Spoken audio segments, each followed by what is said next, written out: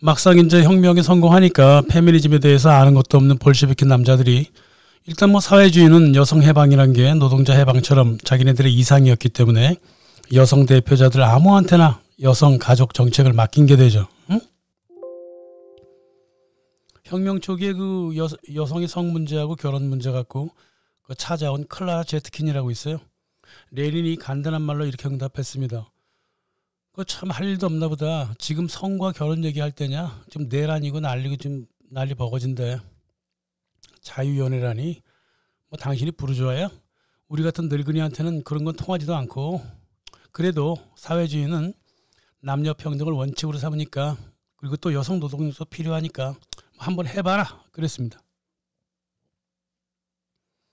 그 당시 볼셰비크 대다수가요.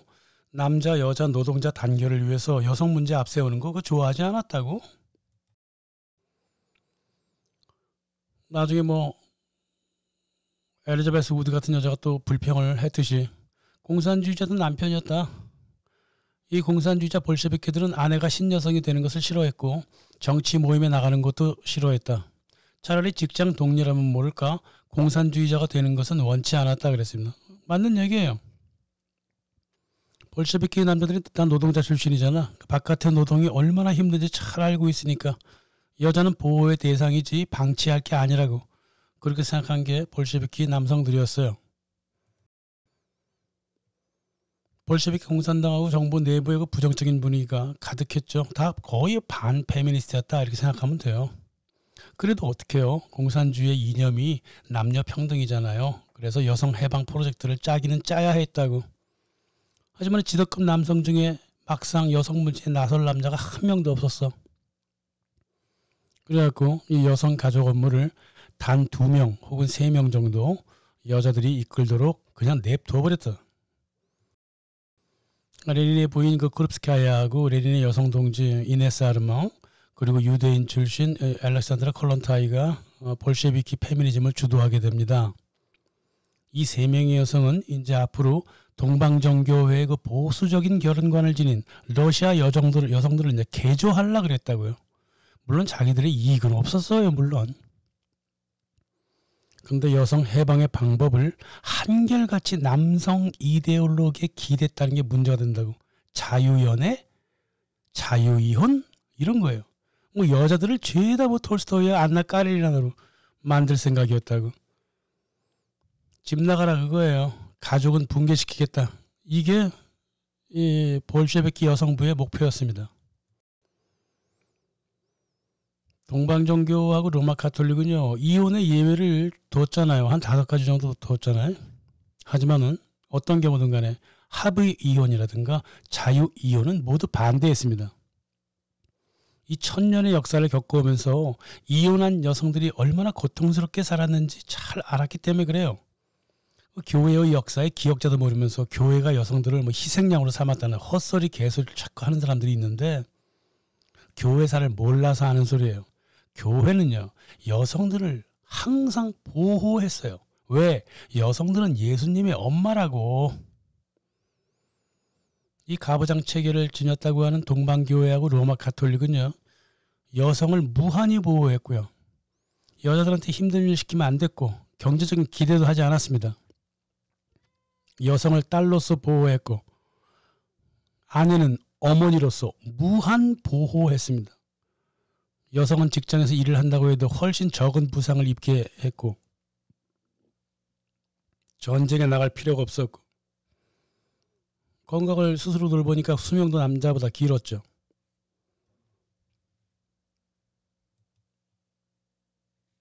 게다가 교회는 중세 근세 시절에 누가 아버지의 의무와 권리가 있는지 결정을 여자한테 하라 그랬습니다. 양육의 의무도 남자한테 부과시켰어요. 이게 중세 교회였습니다. 지금도 그렇지만 중세의 법원은요. 압도적으로 여성 편이었어요.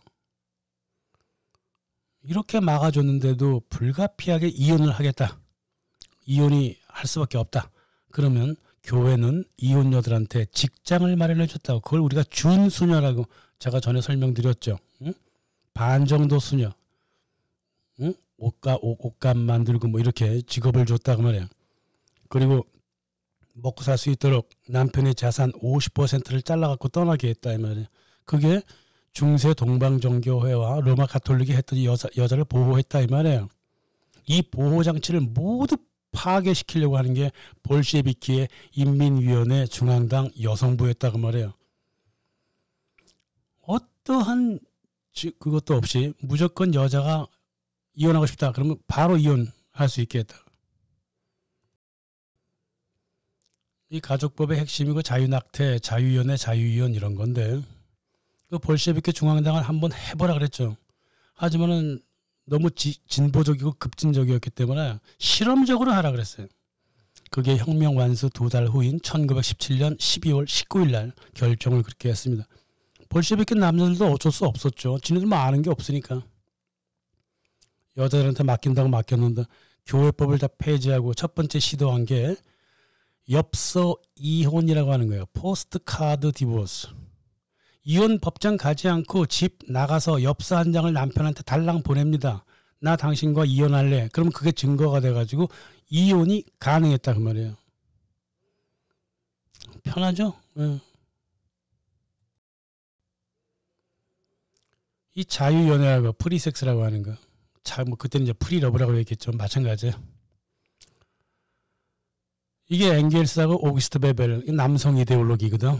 자유연애 그거 누가 만들어서 누가 제안해서 카사노바가 제안한 게 자유연애예요.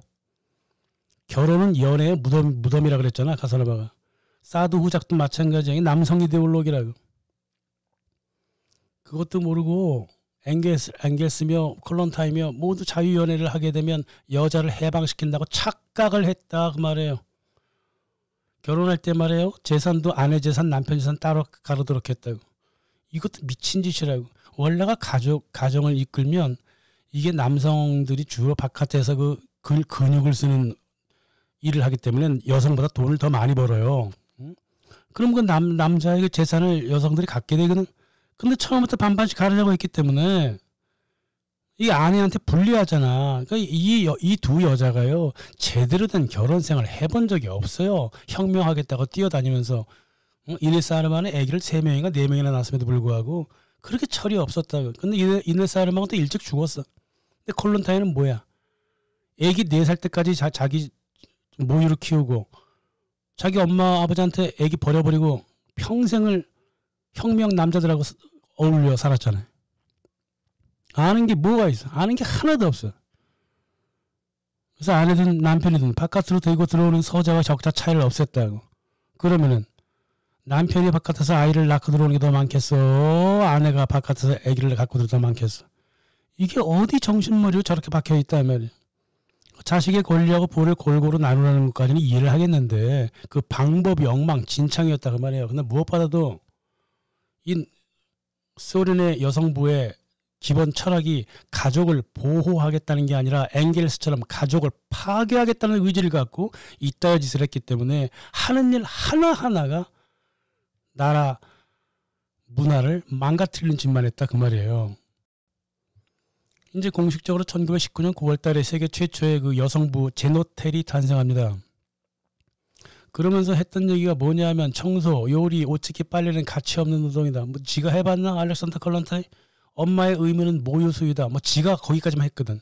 거기까지다. 나머지는 국가가 할 것이다. 다 자기 경험에 얽매여 있단 말이에요. 자기가 모유 수유할 때까지는 그래도 책임을 졌다 이거야. 하지만 청소, 요리, 옷찍기, 빨래는 자기가 해본 적이 없어. 콜론타인은 귀족 출신이에요. 돈이 많았다고 어린 시절에 다 보모하고 가정부가 다 해줬어. 청소, 요리, 옷찍기, 빨래 다. 그런 거 하지 말라는 거야. 그러면 여자들이 해방된다 그거지? 나머지는 국가가 해줘. 그 해줘 철학이었다고. 이 여성부가. 근데 콜론타인 얘기할 것도 없어요. 페미니즘의 근본 철학이 뭐냐 하면요. 뭐 개말소 페미니즘 모두 가정과 가사가 싫다는 거예요. 응? 페미니스트가 다 그랬다고. 가정과 가사가 응? 집안 청소하고 스트레스 풀고 자기 집 깨끗하게 하고 싶어하는 그런 욕망 그런 거 없다고 본 거야. 빨래하면서 아이들 생각하고 요리하면서 남편 생각하고 자식 생각하는 거 그거 다 필요 없다는 거예요. 다 부르주아적이니까 다 버리라는 거야. 이게 또 레닌과 트로츠키가 했던 생각이 똑같다고요. 그러니까 파파인 레닌하고 오빠인 트로츠키가 또 얼마나 친했어. 이 콜론타이가. 그대로 또 지지를 해주는 거 아니야. 맞장구를 쳐주잖아. 그러니까 가사가 가지고 있는 가족의 애정의 문제, 정서적인 문제는 깡그리 없애버리고, 응? 무작정 여자들은 바깥에 나가서 일해라. 그랬다고 말이에요. 레닌하고 트로츠키는 여성 노동력이 급히 필요하니까 자기를 필요에 따라 가지고 여성 해방을 얘기했던 것 뿐이라고 가족으로부터 여자들을 빼내달라 그런 거 아니에요. 그러니까 콜론타인은 빼내기도 하고 해방도 시키고 좋다 이거야. 그렇게 단순하게 생각을 했다고 그 말이지.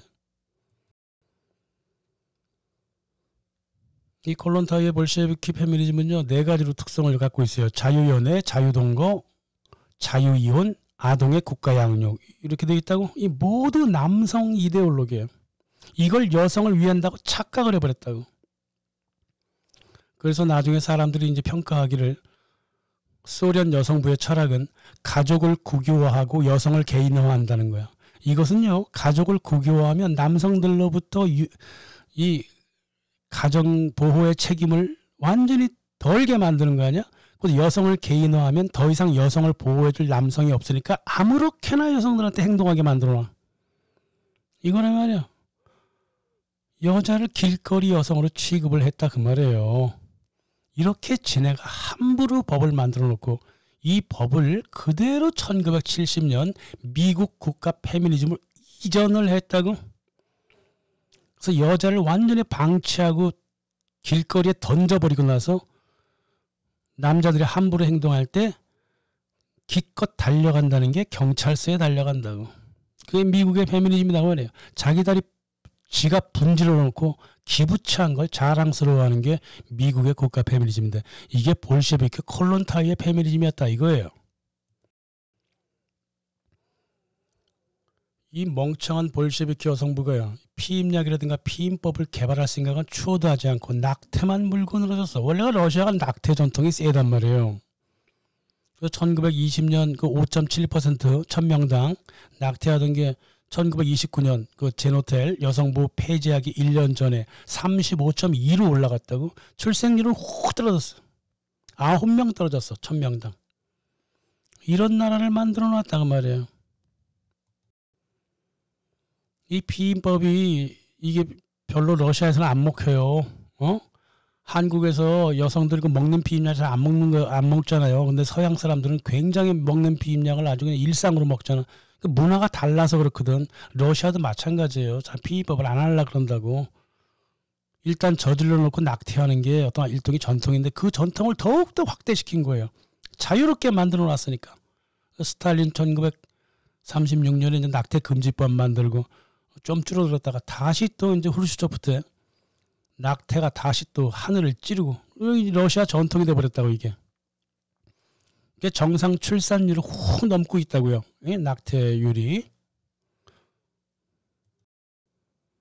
한국도 따라가고 있죠. 한국도 지금 정상 출산율을 넘겼나? 낙태율이? 아마 그랬을 거예요. 근데 한국이 저기 통계를 제대로 잡나 모르겠네.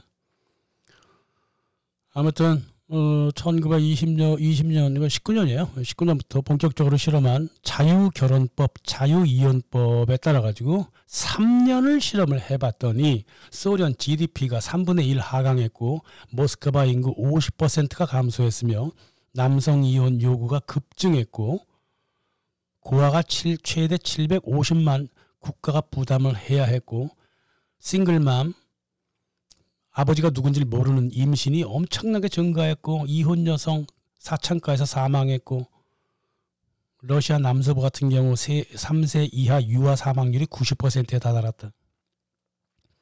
이게 오로지 여성부의 정책 때문이냐? 물론 그렇지는 않겠습니다만 굉장히 중요한 역할을 했다 이 말이에요. 특히나 21년에 닥친 그 기근 문제. 가족이 분열돼 버렸으니까요. 집을 나가버렸기 때문에요. 기근으로 가족한테 손을 내밀질 못하게 만들어 놓은 게 자유이혼법이었다 그 말이에요. 1921년 기혼 여성 40%가 과부였어요. 1918년에 전쟁 끝났잖아. 남편이 안 돌아오네. 다 죽었으니까 안 돌아오지. 그 당시 22% 22살 여자들의 과부율이 5%를 넘어갔다고. 그래도 이제 군에서 돌아온 남자들과 재혼을 해야 했을 거 아니야. 재혼할 때 바로 제노텔 여성부의 이혼법이 적용이 되었어. 깜짝 놀랐지 남자들이. 자유의지로 이혼을 허락한다고 하니까 일방으로 이혼을 청구한 사람의 85%가 여성이 아니라 남성이었다 이 말이에요. 농촌에서는 이혼을 했다 하더라도 이혼 수당을 줄 남자가 없어서 돈이 어딨냐고. 그러니까 남자들이 자기 재산을 숨겨놓고 나서 결혼하는 관례도 형성되었고 그랬다 이 말이에요.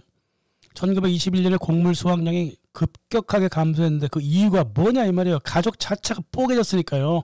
수확량이 감소할 수밖에 없지. 그리고 500명 이상의 사람들이 굶주렸고 질병에 시달렸고 그렇게 됐단 말이에요. 미혼모하고 이혼녀들 돌보던 처음에는 좀 돌보려고 노력했지. 여성센터 문을 닫아버렸다고. 돈이 있어야지. 이 볼셰비키 정부 아이들 타가소에서 길러준다고 그러고 다 버려버렸어 아이들. 돈이 있어야지 길러줄 거 아니야 국가가. 그러니까 아이 낳고 나서 이혼당한 여성들을 강제 노동에 몰아넣어서 한다는 지시, 트로츠키가 한다는 지시 그랬다 이 말이에요. 그래서 많은 여성들이 매춘굴로 빠져나가가지고 거기서 풀칠하다가 일찍 죽었죠. 근데 그것도 모르고 말이야. 알렉산드라 컬런타인은 엽서 이혼을 계속 강요하면서 남성의 자산 50%를 부인한테 주게 만들게 만들었다고. 이게 동방정교에서도 했던 거지만 이게 지금 시대가 너무나 힘들기 때문에 어렵다고. 생활비도 과도하게 요구하고. 그리고 이혼한 남자들이 이제 생활비 안 주잖아. 그럼 못 주잖아. 일단 무슨 법을 만들었냐면 이 위자료의 3분의 1은 걸 국가가 대신 좀 대다오 이렇게 철부지 같은 소리를 했다고. 볼셰비키 정부가 돈이 어딨어. 그러니까 GDP가 1913년 대비 86%나 떨어졌다고요. 나라 하나를 개 박살을 내는 거예요. 여성부가. 나라가 정상적일 때도 나라가 힘들 텐데 지금 내전도 있고 지금 나라를 건국해야 되고 지금 굉장히 복잡한 일이 많은데 엿다 대고서는 가족을 다 분열을 시켜내버렸으니 나라 꼴이 뭐가 되겠냐고. 1910년 기준 러시아 이혼율이 4.5%였어요. 근데 모스크바 레닌그라드 같은 경우 1923년 이혼율이 90%라고. 이 이혼율은요. 결혼한 사람이 이혼하는 비율이 아니라요. 결혼 등록하고 이혼 등록 그 비율을 따지는 거예요. 90%가 이르렀다 그 말이에요.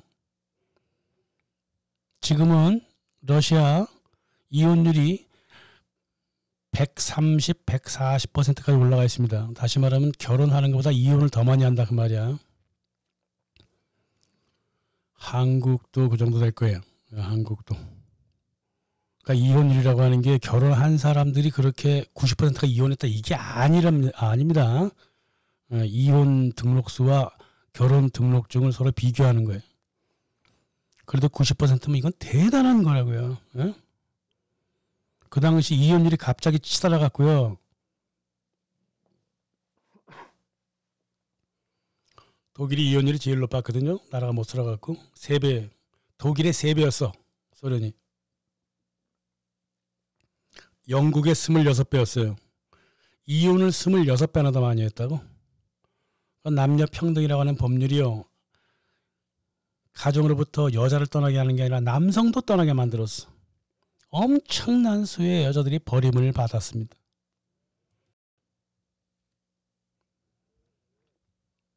(1919년부터) 러시아 가족들이 본격적으로 분열되기 시작합니다. 그러지 않아도 내전이 아직 끝나지도 않았고 농사일은 잘 안 되는데 가족은 분열되어서 뿔뿔이 흩어지고 미혼모가 기하급수적으로 늘어났고 이혼한 다음에 버려진 타가소의 고아들 볼셰비크 정부가 관리하였던 타가소의 아이들이 750만 명에 이르렀다고. 나라 하나를 개박살을 내놨어요. 여성부가. 이 스탈린이 나중에 이혼한 여성들을 챙기면서 여성의 처지가 나아지기 시작합니다. 제1차 경제개발, 제2차 경제개발을 통해서 여성 노동력을 쫙 끌어들이잖아. 응? 그래갖고 이혼하고 미혼모 여성들한테 경제적인 자립을 하도록 만들어 주었어. 이 처지가 진짜 나아진 게 1950년대야. 그러다 보니까 여자들이 전쟁 끝나고 나서 이혼을 요구한 쪽이 남자가 아니라 여자가 많았어요.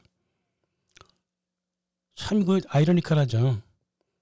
여자 혼자서 먹고 살게 만들어준 사람이 반페미니스트였던 스탈린이다 그 말이에요. 스탈린이 여자들을 독립시켜준 거예요. 혼자 먹고 살게 만들어줬다고.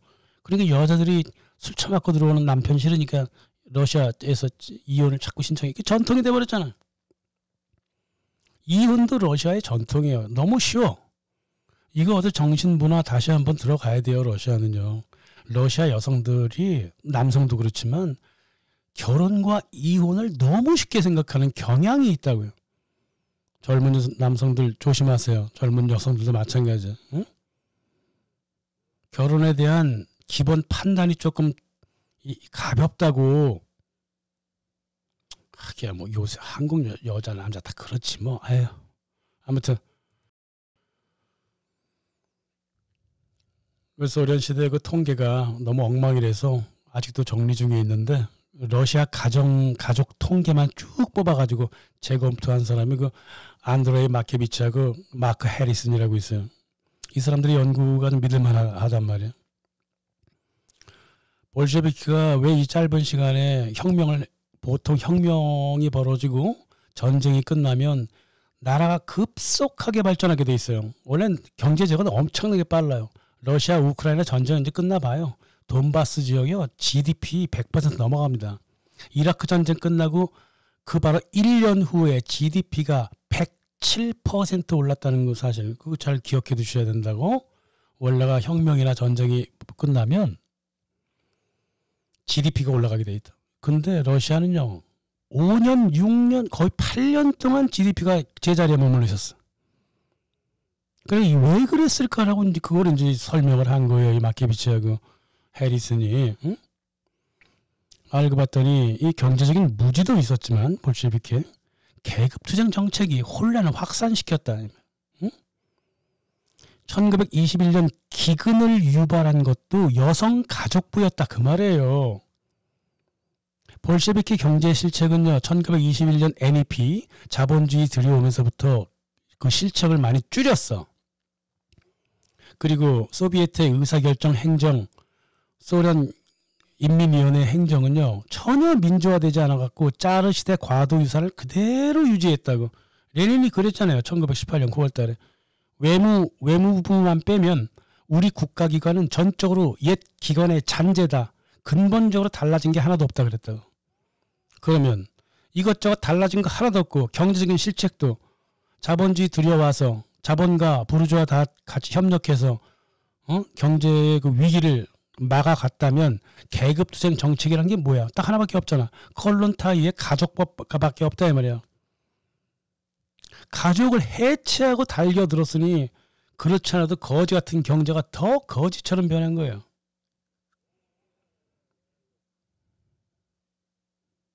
(100% 여성부가 잘못했다는 건 분명 아닙니다만은 여러 또 뭐 이유가 다 있었겠지만 큰 역할을 한 건 사실이라고. 마케비치도 그렇게 얘기하잖아요. 러시아 사람 아니야. 자기네 나라 자료 다 자기 손으로 만진 거 아니야. 그럴 거 없어요. 1921년 나스타 웨스터 여사가 이미 이렇게 얘기를 했어요. 콜론타이의 자유연애라고 하는 것은 결국 여성을 보호하지 않겠다는 것이다. 볼셰비키는 부모로부터 아이들을 떼어놓아 가정을 쪼개고 결혼제도를 확실히 말살하려는 거다. 결혼제도를 말살하고 가족을 말살을 했으니까 노동력이 살아날 수가 없는 거지. 그 뻔한 소리를 하고 있어요. 또 주택 부족으로 인해 갖고 아파트가 대량으로 만들어지고 아파트의 벽 사이사이가요 소리가 다 들려. 그러니까 사적 공간이 완전히 축소가 돼버리고 가족이 흩어지니까 개인 모두가 공적 기관으로 접촉하고 살았다고요. 응? 또 주택 문제가 무지 컸어요. 생각보다 그때. 그걸 가족이 흩어질 수밖에 없고요. 지금도 14% 이혼 러시아의 이혼 이유가요. 14%가 같이 살 집이 없어서예요. 주택 문제가 그렇게 심하다고 원래가. 그때는 오죽했어요. 나중에 뭐 후르시초프가 막 집단 그 짜집기 아파트 만들고 막 그랬어도 주택 문제가 아주 심했다고 말이에요. 그냥 모든 사적 공간이 다 사라져버리는 거야. 여기저기 다. 1926년하고 27년 러시아를 여행하고 돌아왔던 발터 베냐민이 야, 이게 무섭더라. 볼셰비키가 사람의 사적 생활을 완전히 없애버렸더라. 이렇게 했다고 이렇게 증언을 했어요.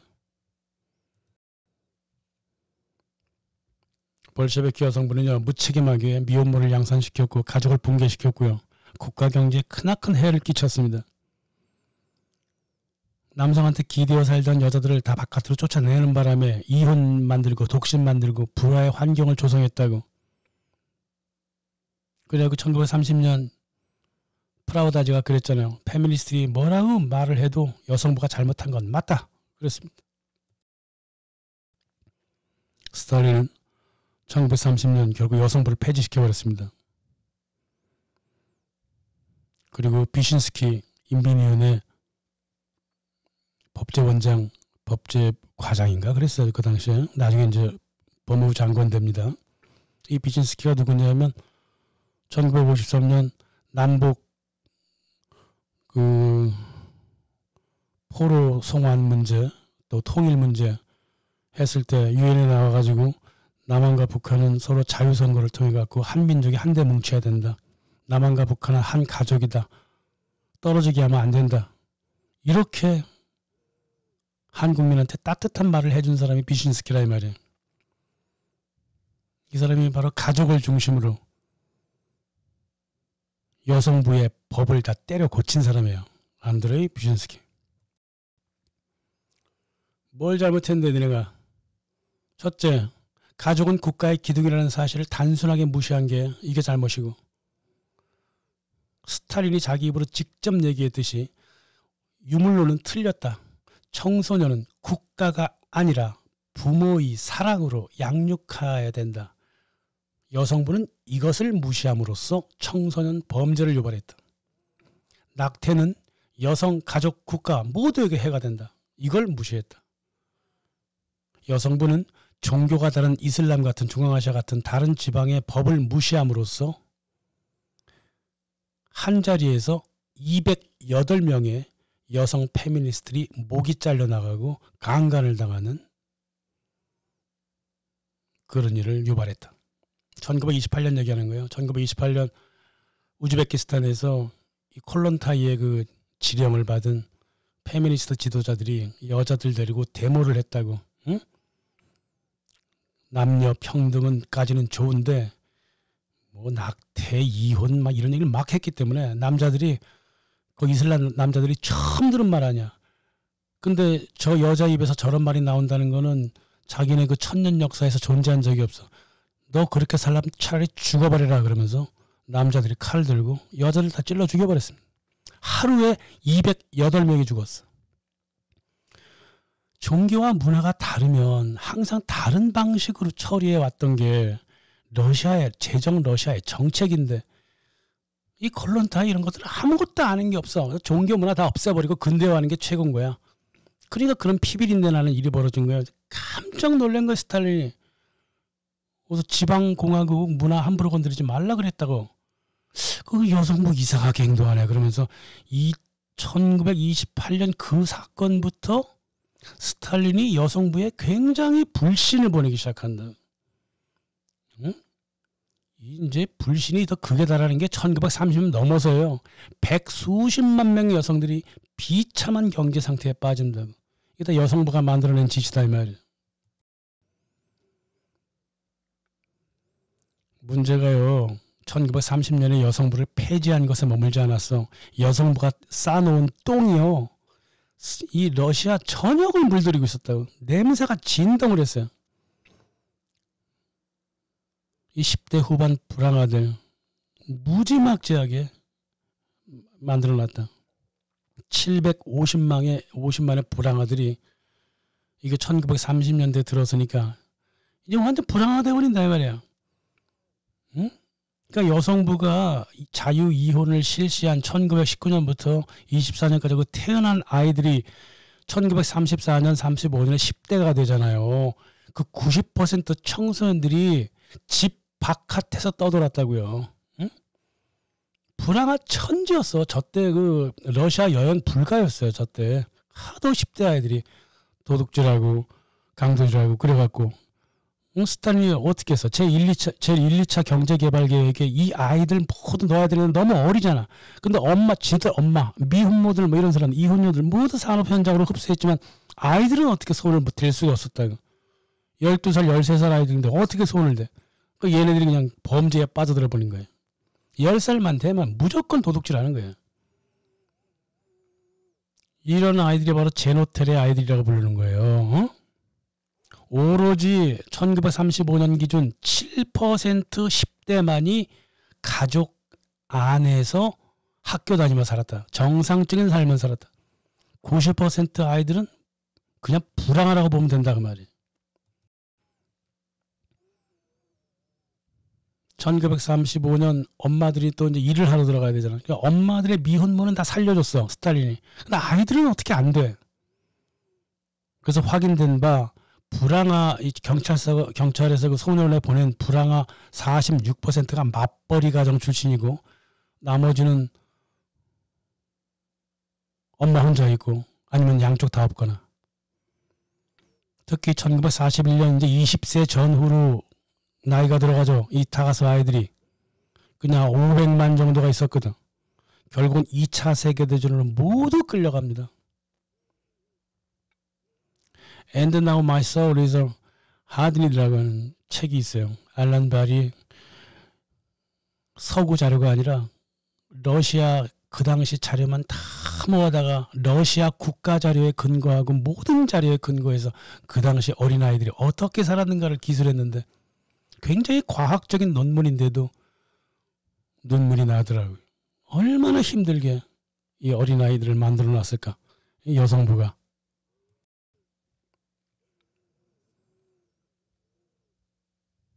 그렇게 됐습니다.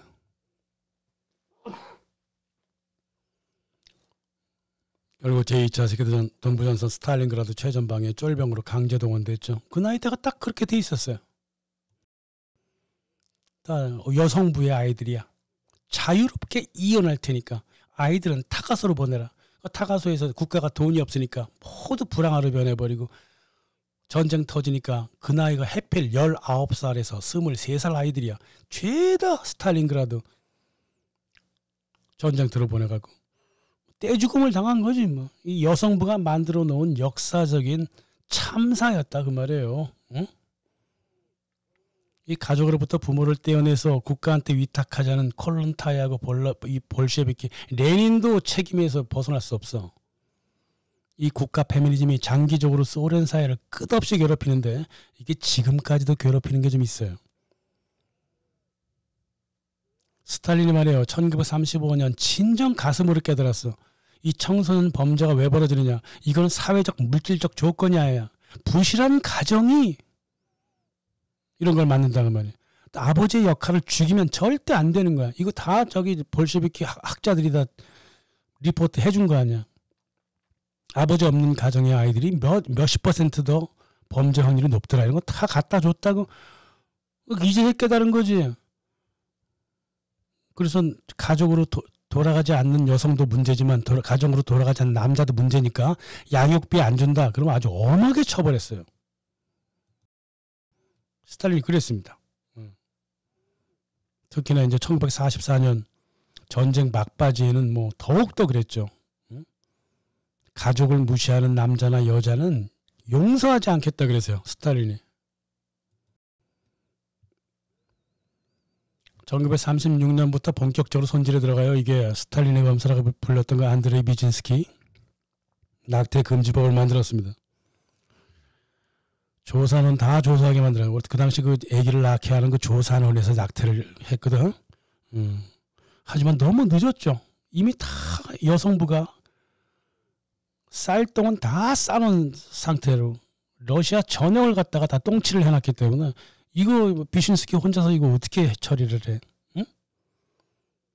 볼셰비키 스탈린의 정부는 여성부가 만들어 놓은 이 결과치를 반 정도밖에는 해결할 수가 없었다. 다행히도 전쟁이 터져갖고 많은 문제가 또 해결이 됐지, 결과적으로. 하여간 비신스키가 그랬어요. 오래전부터. 저 여성부는 반가족 파시스트라 그랬고요. 경제 유물론에 함몰된 인민의 적이라 그랬습니다. 법을 우습게 보는 허무주의자라 그러면서 여성부가 만들어 놓은 모든 법을 빠짐없이 다 180도 뒤집어 버렸어요. 어떻게 뒤집었느냐? 이혼 남성 양육비 미지급하면 강력하게 처벌했습니다. 낙태 동성애 모두 불법화시켰습니다. 출산지원금을 최대 5천 루블까지 줬어요. 그 당시 스탈린 서기장 월급이 240루블이었습니다. 애기 많이 나면 많이 날수록 엄마한테 돈을 더 많이 갖다 줬어요. 자유이혼법 완전 폐기시키고요. 이혼 소송 비용을 2,000루블 맥시멈 500에서 2,000루블까지 만들어 놨으니까 뭐 이혼을 하고 싶어도 돈이 있어야 이혼을 하지. 또 여성부 이 콜론타이의 페미니즘 그 법적 근거를 만들어준 법학자 체포해가지고 몇 사람은 처형시켰어요. 그때가 하필 1937년 그 스탈린의 그 대숙청 기간이었기 때문에 그냥 한 몫에 가버린 거지. 하지만 콜론타이라든가 여성부 직원들은 가만 냅뒀어요. 자, 보시라고. 잘못은 여자가 했는데 처형은 남자가 당했죠. 이게 중세 때도 똑같이 그랬다니까. 그러니까 페미니스트들이 뭔가 엄청난 착각을 하고 있는 거예요. 여성부가 폐지가 됐으면 그 즉시 처형당해야 돼요. 알렉산드라 콜론타이는요. 근데 살려줬잖아. 너도 열심히 해보려고 하다가 그렇게 된 건데 어떻게 너를 죽이겠냐. 응? 그 여성법 만든 법대 교수들 그놈들 데리고 와. 그놈들이 대신 죽어야지 뭐. 이렇게 했다니까. 그래서 비신스키가 법대를 다시 창설했다고요. 옛날 제정 러시아 때 그 노교수들이 있다고. 그 모두 다시 데리고 오고 라틴어 되살리고 인권 시민법 확대하고 이렇게 보완을 다 해나갔다 이 말이에요.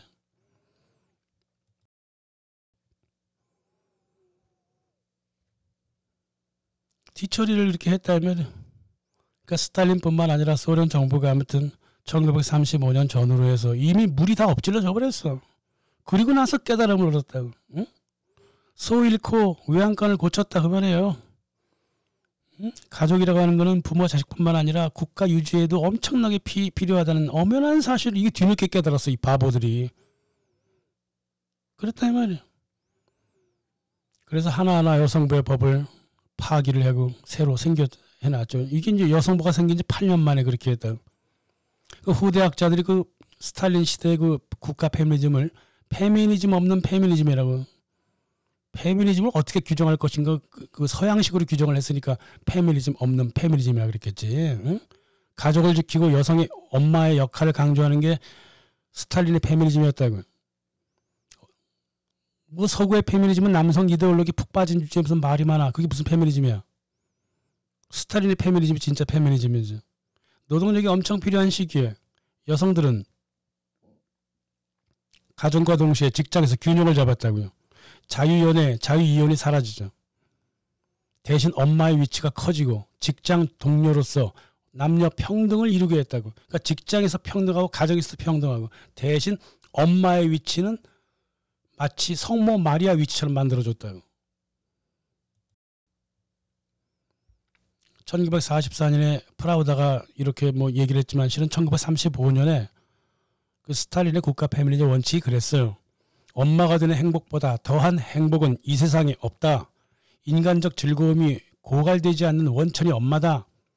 엄마는 항상 즐겁다 그 말이에요. 물론 애들 7살 때 웬수고 대학 입학할 때 웬수고 그렇잖아. 그런 거 얘기하는 게 아니잖아 지금.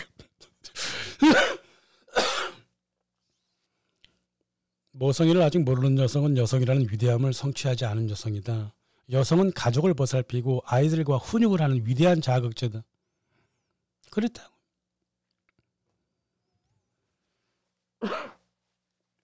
말을 이렇게 했다고 해서 여성들이 가정만 보살펴? 아이고, 말도 안 되는 소리. 원래가요, 제정 러시아 때부터요, 응? 가정과 노동의 균형이요, 굉장히 잡혀 있던 곳입니다. 이 러시아라고 하는 곳이 그런 곳이에요.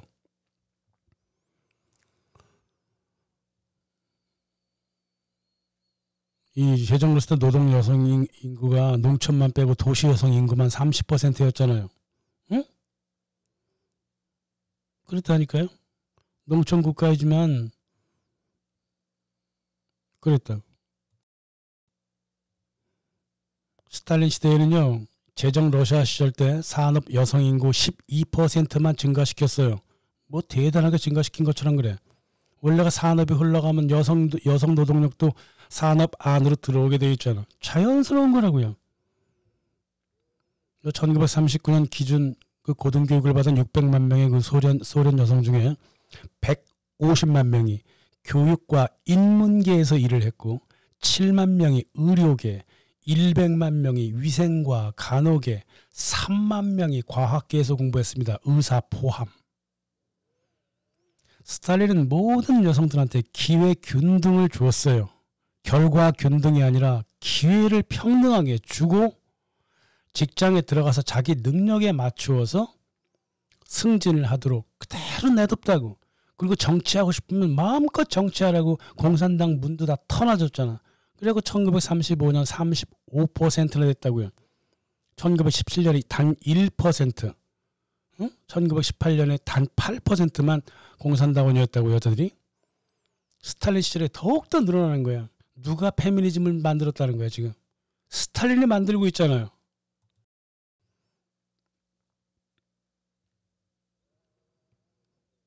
스탈린은 제2차에 걸친 그 경제개발, 미혼모들, 그 나라 여성부가 만들어놨던 그 잡스러운 그걸 다 청소했습니다. 1932년부터는요 여성들한테 중공업에 좀 들어가 달라고 노력을 부탁을 했다고 문을 활짝 열었어. 여자들도 힘을 쓸 수 있는 곳으로 들어가라. 남자들은 부족했거든. 그래서 중공업 분야에 여성들이 들어가면 남자보다 훨씬 더 대우를 잘 받았어요. 직장 임금은요 동일 임금이었어요. 똑같았어. 그 당시 남녀 차별은 반혁명 불법이라 그래갖고 경찰서에 가서 조사를 받았다고요. 그래서 1939년 철도 운전사의 4천 명이 여성이었고요. 1940년 소련 산업노동 인구의 37%, 1,100만 명이 모두 여성이었습니다. 전쟁 끝나니까요. 중공업 여성 기능공이 25만 명이었다고. 모든 남성과 똑같이 동일 임금을 받았거나 더 많이 받았습니다. 소련 여성들 대단하죠. 그렇게 직장 선택에 완벽한 자유를 주었기 때문에 이런 일이 벌어진 거예요. 응? 전쟁도 직접 참여했잖아요. 12만 명이나 훈장을 받았고요. 62명은 영웅 칭호를 받았고요. 그 저격수 같은 여자들. 여성 공산당원은요. 전쟁 끝나니까 47%로 늘어났죠. 가만 냅두면 된다니까요. 직업을. 기회 균등의 원칙만 지키면 돼요.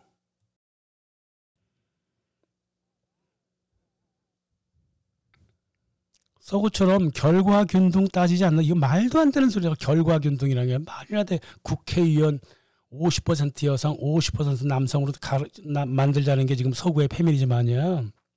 능력, 기질, 효과 하고 아무런 상관없이 기회 균등이 아니라 결과만 균등하면 그게 평등이라고 개소리를 해대면서 남녀 혼성 유도 경기까지 만드는 미친 짓을 하고 있잖아.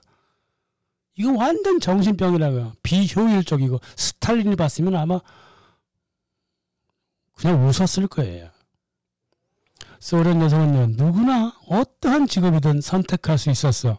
그 결과 어떻게 됐냐 하면, 그리고 또 공산당이 제발 중공업 쪽으로 좀 여성들이 좀 가다오 사정을 했는데 가는 여성도 많지 않았고, 정작 중공업 그 지도자들이 봤을 때 여성들이 효율성이 떨어져. 중공업에서 힘이 약하니까.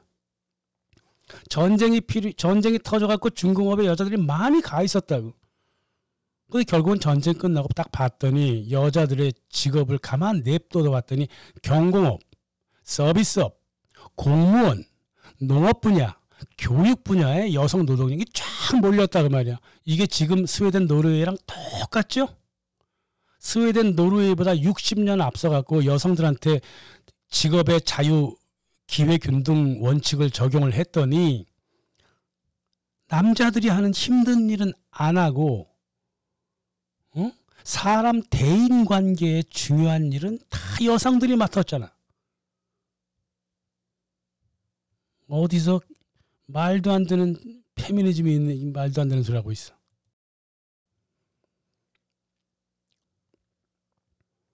전쟁에서 남자가 하도 많이 죽었어. 1944년 7월 8일 가정 내 가부장 권리를 말소시켜버렸습니다. 페미니즘과 아무런 관계가 없이 전쟁 때문에 가부장이 사라져버렸단 말이에요.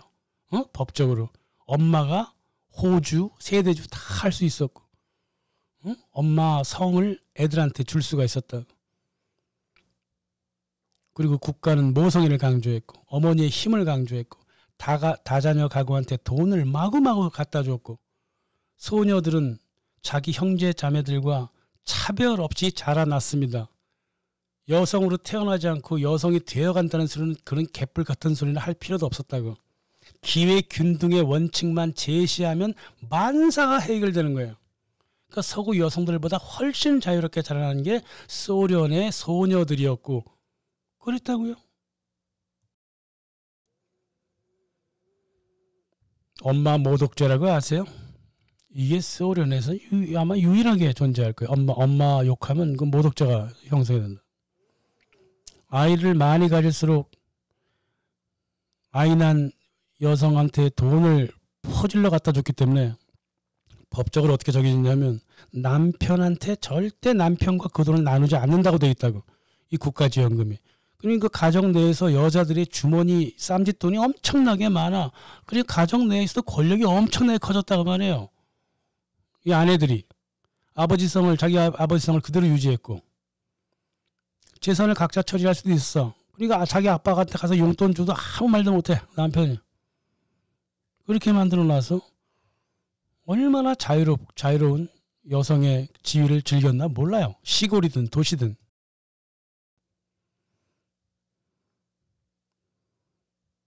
이 볼셰비키 여성부가 사라지고 그러니까 남녀 적대 페미니즘도 사라지고 가족이 역사적 구성물이라는 개소리도 사라지고 인류에게 보편적인 토대가 결혼과 가족이라고 사람들은 생각을 했고 그러니까 당연히 여성들은 보다 여성적으로 살아가려고 그랬고 그랬던 거예요. 응? 엥겔스의 가족 개념, 결혼 개념이 완전히 뒤집어져 버린 게 1960년대 소련이었다. 그게 여성들한테 더 많은 기회를 줬다. 남자와 여자들한테 자기들 기질에 맞추어서 자유롭게 직업이 분산되었고 그러다 보니까는 생산성에 있어서 미국과 서유럽을 앞질러 버린 게 1960년, 70년대 소련이었다. 여자가 원하면 우주과학을 할 수 있었고 능력이 되면 우주를 요양할 수 있었고 1960년대 인터넷 만들고 핵잠수함 엄청난 거 다 개발하고 우주공학 다 만들어내는 그 기반이 어디에 있었냐고요. 기회균등의 원칙을 실시를 해서 그런 거예요. 결과균등의 원칙이 아니라. 동유럽 여성들이 비교적 다 그랬어요. 여성들한테 모든 직업을 개방했지만 여성들이 잘 찾아갔던 그 직업군은 경공업, 판매, 행정, 농업, 교육, 인간관계 중심으로 필요한 직종에 많이 들어갔다고. 이게 노르웨이도 그렇고 스웨덴도 그렇고. 안타깝게도 1989년에 이제 동유럽이 무너지니까 대량 신업으로 고통받은 게 여자들이라고요. 왜? 자기네가 선택한 그 분야가 국가가 최종적으로 살아났는데 그렇게 필요한 산업은 아니었다고. 서비스업이라든가 교육 이런 거. 그치 일자리 다 잃어버리고 바깥에 나가서 일을 해야 했다고. 이메일 가든 뭐 노동을 가든 어떤 여들은 뭐 창부로. 한국에서 많이 왔어 창부로. 직접 일을 잃어버렸다 그 말이에요. 남자들은 좌절하고 술에 빠져갖고 허우적거리고 그 당시 그랬지 뭐. 그래도 그 이전까지는 동구 소련 여성만큼 자유로운 여성의 지위를 가진 나라가 없었습니다. 지금까지 지금 미국의 국가 페미니즘의 반 정도 모방하고 있는 볼셰비키 여성부, 러시아 역사에서 완전히 사라져버렸죠. 근데 여기서 할 말이 하나 있다고요. 그래, 남성 혐오, 프리섹스, 가족 붕괴. 이게 바로 급진 페미니즘, 마르크스적 페미니즘이 갖고 있는 사고방식이에요. 이 서구에. 그 이제 미국의 국가 페미니즘이고, 한국의 여성부도 아는 게 아무것도 없으면서 저 짓거리를 하고 앉아있다고. 자기네들이 남성 혐오에 기반하고, 프리섹스에 기반하고, 가족 붕괴에 기반하고 있다는 걸 자기들 스스로 몰라요. 그걸 미국 국가 페미니즘이 하고 있다면. 근데 이랬든 저랬든 간에 이 러시아의 페미니즘이 만들어 놓은 부작용이 하나 있죠. 소련 정부는요, 스탈린 정부는요, 후르시초프도 그랬고 브리즈네프도 그랬고 남자들한테 너무나 많은 부담을 안겼어. 산업 정치 세계에서 러시아의 남성들이 힘을 많이 잃어버리는 결과를 자초했다고. 스탈린이 그렇게 여성성을 강조하고 모성애를 강조했다면 거꾸로 남성성도 강조하고 부성애도 강조해야 좌우 궁합이 맞을 거 아니야. 근데 남자는 무조건 방치시키고 잘못한 건 무조건 남자들한테 뒤집어 씌웠다고. 옛날 중세랑 똑같이 그렇게 행동했어. 가부장 쪽으로. 가부장이 뭐예요? 여자의 모든 죄를 남자가 뒤집어 씌우는 게 가부장이라고. 여자의 모든 삶을 남자가 관리해주고 보호해주는 게 가부장이라고. 이거 가부장 얘기할 때 다시 들을 거예요. 중세 교회 근세 철학도 모르면서 자꾸 이상한 소리 하면 안 되는 거죠. 그래서 아무튼 간에 러시아 남자들이 수십 년간 에너지를 잃어버렸어요. 그러니까 매일 술이나 처마시고 그렇게 되는 거라면. 럭키에서 나오는 그 소련 권투 선수 있어. 그런 거 거꾸로지. 말도 안 되는 소리. 어디 러시아 남자가 그렇게 행동을 해. 오히려 럭키가 자연 속에서 막 운동하고 그러듯이 그거 러시아 애들이 그렇게 하는 거죠. 러시아 남자들이. 말도 안 되는 소리지.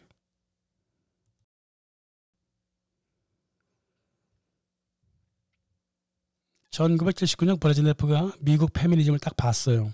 저거 남성 혐오다. 불법화 시켜버렸습니다. 그리고 콜론타이어 서적을 출간했던 러시아 여대생 3명을 추방했어요. 그랬습니다.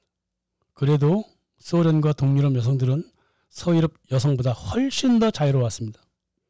동독 루마니아 불가리아에서는 여자들이 나체로 수영을 했고요. 근데 소련은 우리는 거기까지 못 간다 그랬습니다.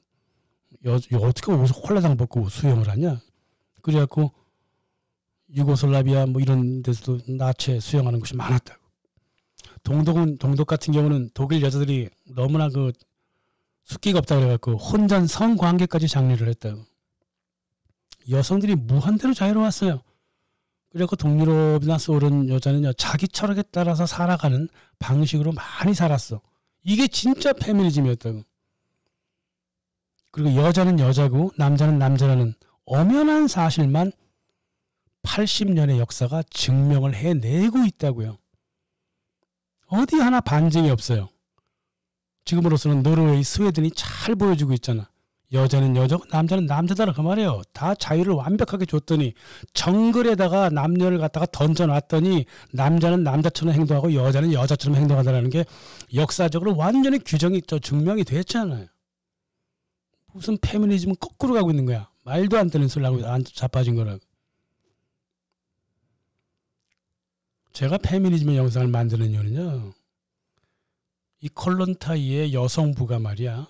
나라 하나를 아작을 낸 경험을 알고 있기 때문에 여성부가 존재하는 한 나라가 개박살 난다는 사실을 그게 두렵기 때문에 페미니즘 영상을 좀 길게 만들어 보는 거예요.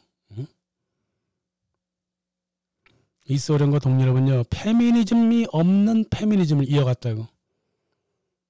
그러니까 푸틴이 웃기는 거죠. 지네는 80년 전에 이미 다 경험한 거 아니야.